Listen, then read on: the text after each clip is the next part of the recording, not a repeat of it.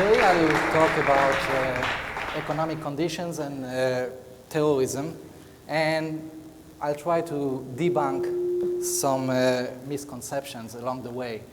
So the link or the relationship between economic conditions and terrorism, or should I say, is there a link between economic conditions and terrorism? In order to study whether or do economic conditions affect terrorism, we will go over 4 different questions. And going through each of those, I hope that you will learn something new and something that is maybe quite different than what you thought you knew already. First question is basically, what are the economic characteristics of individual terrorists? Who are they? The second question looks at macroeconomic conditions and whether worsening macroeconomic conditions can change the level of terrorism, reduce or increase the level of terrorism that we suffer. The third question looks at economic conditions and the quality of terrorism. I'll talk much more about that later. And the fourth question is whether different types of terrorist organizations could or are affected differently from economic conditions. So the story all starts after 9/11. Obviously, Israel suffered from terrorism for many, many years since its establishment, actually way before that. But as far as I'm concerned, it started in 9/11. I was doing my PhD at Princeton, and at that time, I was actually doing research on completely different topics, and my advisor came and said, you know, you're Israeli, you've been in the military, do you know anything about terrorism after 9/11? Maybe you can contribute to the understanding of what's going on. And indeed, no one really knew. The devastating effects of 9/11 were, for the first time, so big, so important, that people started asking themselves, why? Why are they doing that? What motivates those terrorists? And the immediate answer, or the common wisdom at the time was, you know, they don't have anything to lose. They are so desperate. They are basically poor, ignorant individuals who, if only were provided with an alternative, provided with some prospect in life, they wouldn't do that. It's not possible. But being so devastated, so desperately poor, they are drawn into engaging in terrorist activity. And what I'm saying is not, you know, just anyone saying that. When you look at it, that's what basically Bush said just after 9/11. He said basically, we fight against poverty because hope is answer to terror. So he links poverty to terror directly. Now, many people have said a lot of things about George W. Bush. Maybe he's not the brightest light on the Christmas tree, but no one actually can accuse Colin Powell of being uneducated, and yet he's saying exactly the same thing. The root causes of terrorism are in poverty and ignorance. So, you know, at that point you can maybe think, maybe it's a Republican kind of problem, but no. When we look at it, same thing with the Democrats. When we look at Vice President Al Gore, what is he saying? Obviously, he's saying it in a way more eloquent way, but still saying exactly the same thing. Poverty and ignorance is basically what brings us those terrorists. Same thing with United States President Bill Clinton. Now, you would think that's one regime, another regime. Barack Obama, exactly the same thing, linking poverty and ignorance to the attackers. Now, one might say, you know, that's all US politicians. They don't know what they are talking about, or just making links that are unsustainable. So we looked elsewhere. British Prime Minister at the time, after 9/11, links terrorism with poverty and deprivation. Now, Israel, you would think they should know better. Here, our current Israeli president, former prime minister, defense minister, many other things. Poverty and ignorance are basically what breeds hatred. So when we look at all of those, and by the way, I just brought a few politicians. I have about something like 40 or 50 different citations from individuals from anywhere from politics to academia to public services and just regular individuals, all claiming or believing that there is this link between poverty, ignorance, and people becoming terrorists. Now, wouldn't it be just a really nice story if that was the case? Because then, just improve the economic conditions of those individuals, take them out of poverty, make them study a few more years, maybe have a BA or a master's degree, and that's it. We don't have terrorism anymore. We solved the problem. Such a great idea. Now, the only problem with that is that it's completely wrong. Now, basically, a battery of studies, one after the others, have shown that terrorists tend to be wealthier, more educated than their peers in the population. And that's not just my own studies, but actually studies by better or more known researchers, including, by the way, Alan Kruger, who wrote quite a few studies on the subject. He was just recently nominated by President Obama to be the chair of the Council of Economic Advisors. Although I think that more importantly in his career, he used to be my PhD advisor. That's way more important. Anyway, the point is, all of those studies have shown one time after the other, looking at Palestinian terrorists, looking at Hezbollah terrorists, looking at Chechenian terrorists, looking at terrorists all over the world, looking at Al-Qaeda in Iraq and elsewhere. Those terrorists tend to be better educated, much wealthier, and with much better prospects than you would expect. So we have kind of a problem, because economic conditions at the individual level do not seem to affect terrorism. So economists came and said, just a second, what about the Robin Hood model?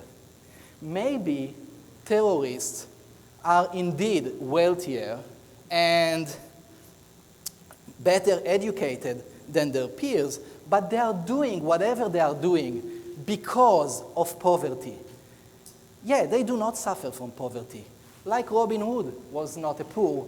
Robin Hood actually came from nobility and did very well in life. However, at some point decided that he cannot see the suffering of his own subjects and decided to go on and rob the rich and give the money to the poor. So maybe our terrorists are mimicking the Robin Hood model. They are going and doing terrorist attacks on behalf of the people that are the suffering one. Maybe that's what's going on here. But if that's the case, then we should expect that worsening macroeconomic conditions in different places, such as worsening unemployment, increasing unemployment, lowering wages, or GDP that goes down, or some financial crisis, would increase the level of terrorism or the number of attacks that we observe.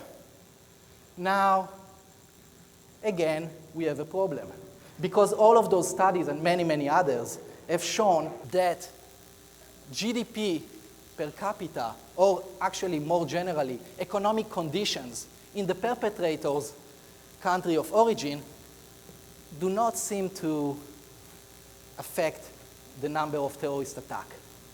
Actually, if anything, the results were mainly in the opposite directions. Whenever economies were doing a little bit better, then actually the number of terrorist attacks increased. And think about it. We talk about the Israeli-Palestinian conflict, and when exactly the Second Intifada started? The Second Intifada started at the height of the Palestinian economic wellness, if you will.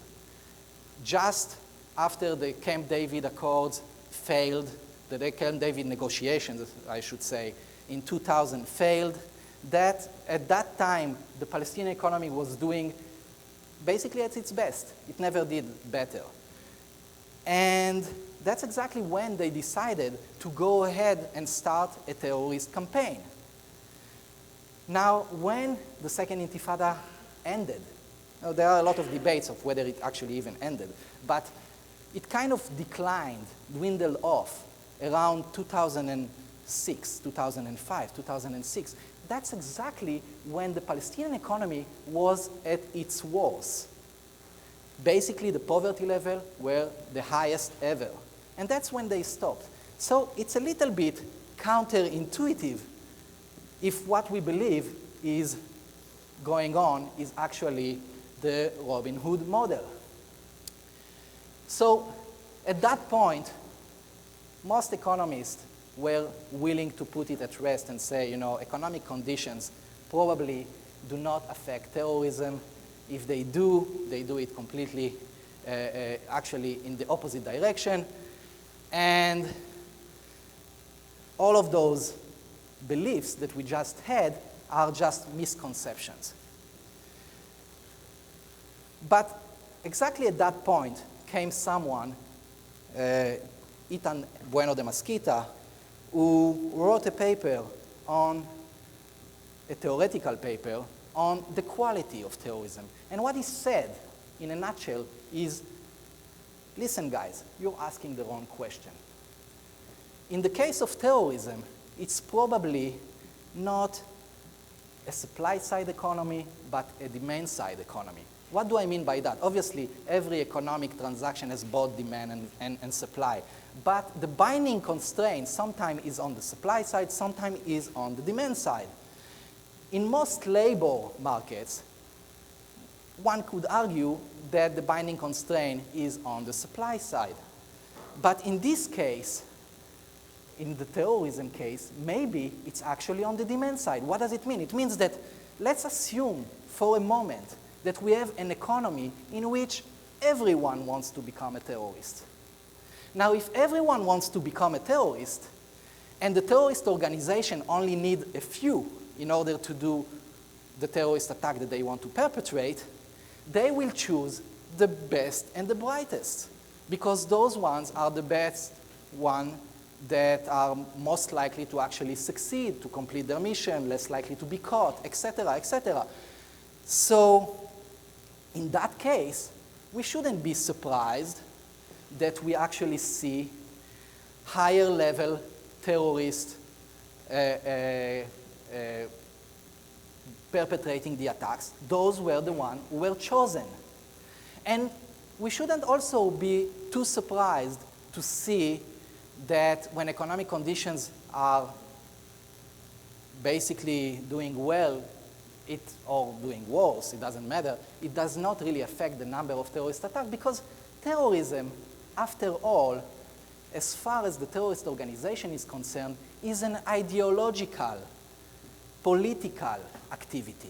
So when they decide that a terrorist attack is actually something that they should do because they want to spoil a peace accord or negotiations that are going on, because they want to revenge someone, because they want to create or remind everyone that they exist or do some kind of activity, it has nothing to do with economics.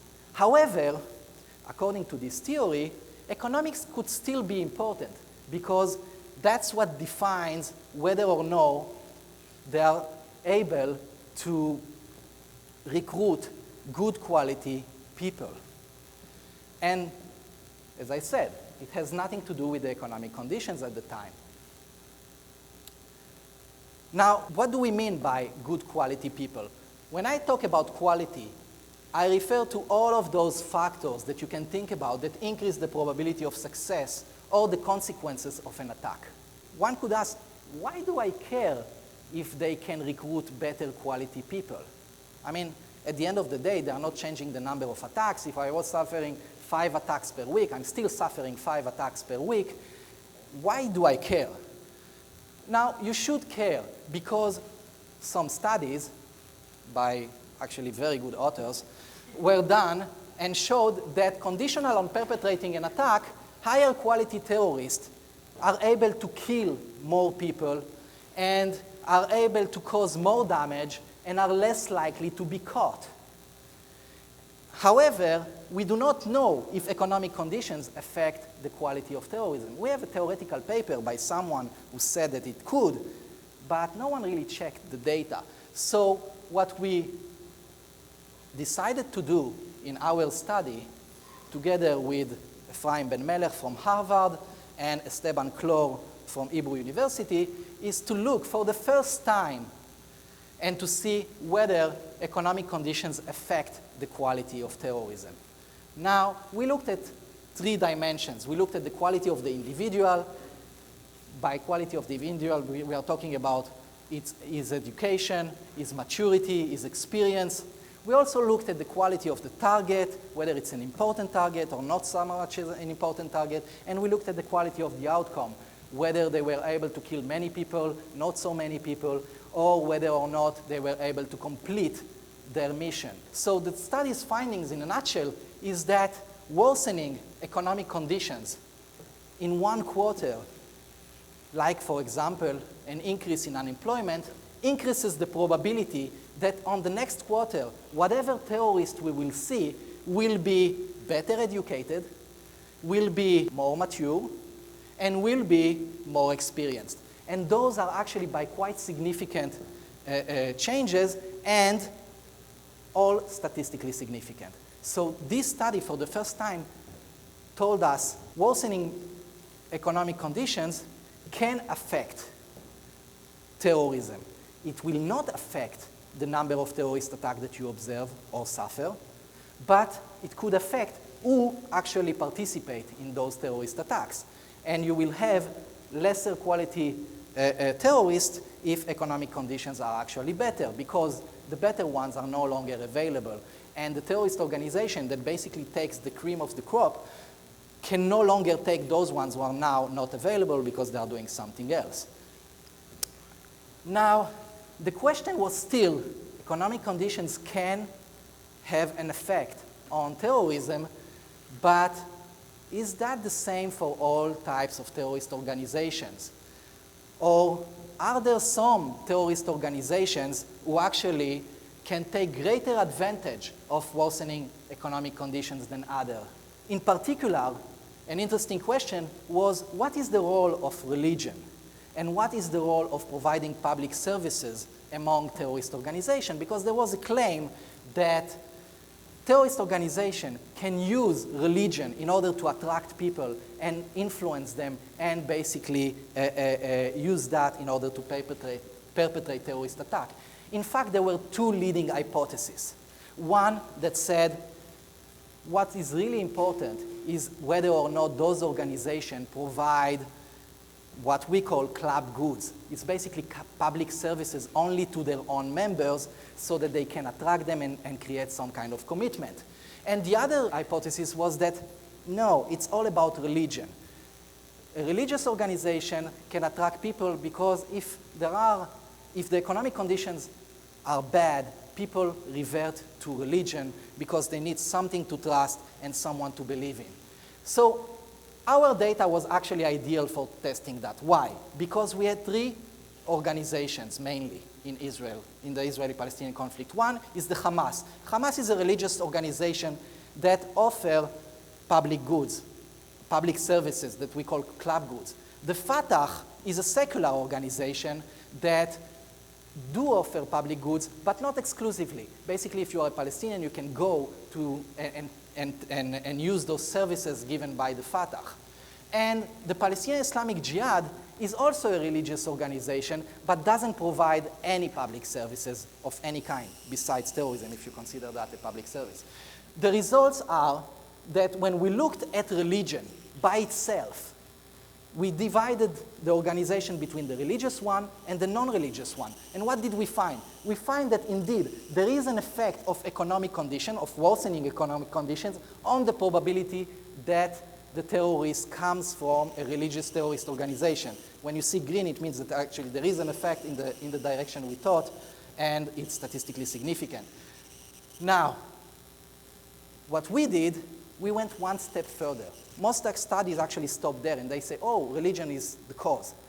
We went one step further, divided the terrorist organization between those that provide public services and those that don't. And what we see is that, no, it's not really religion. When we look at it, Hamas is actually able to perpetrate more terrorist attacks when economic conditions are bad or worsening. But when you compare it, for example, to the Palestinian Islamic Jihad, that is also a religious organization, but do not provide public services, then the Palestinian Islamic Jihad is not able to actually perform better and to make more terrorist attacks. So the bottom line of that study is that, first of all, there is no consistent, statistically significant impact of macroeconomic conditions on the frequency of terrorist attack, on the number of terrorist attacks that you will observe. That's something that has been shown all over the place and in our study as well. Worsening macroeconomic conditions do raise the quality of suicide terrorism. That's the first time that we've been able to show that, but it's quite important. And recessionary conditions do raise the likelihood that terrorists belong to a religious faction that do provide those public services. So, as a final word, what are the policy implications? What can we do about that? First of all, yes, you can give aid and you can improve education. First of all, because those are good things to do anyway. But in terms of whether or not it affects terrorism, it won't affect the number of terrorist attacks, but it can reduce the threat from terrorism by reducing the quality of the terrorists. However, when you do that, you need to be very cautious because you need to make sure that it doesn't go to those organizations that have a militant wing, because those organizations will indeed use the aid that you provide them in order to give public services, in order to build hospitals or to put more schools, and will attract a lot of members. But doing so actually creates commitment and help them so that when economic conditions actually worsen, they are able to perpetrate more terrorist attacks, and that's not something we want. Thank you.